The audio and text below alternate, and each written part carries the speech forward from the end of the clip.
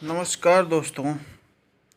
तो trending star एक बार फिर से ट्रेंडिंग में आते हुए बारिश सॉन्ग आने वाला है खेसारी लाल यादव जी का, जिसका मोशन पोस्टर और टीजर छोड़ दिया गया है।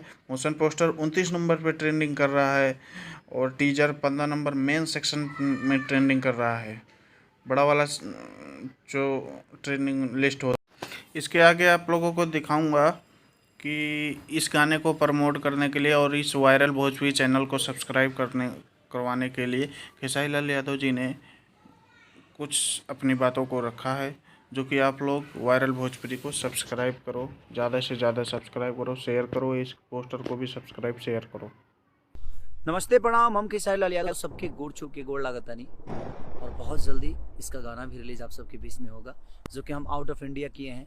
ये सारे गाने वायरल पे आप सबको देखने को मिलेंगे, तो जल्दी से जल्दी सब्सक्राइब करो यार, और इतना सब्सक्राइब कर दो कि ये चैनल ही हैंग हो जाए।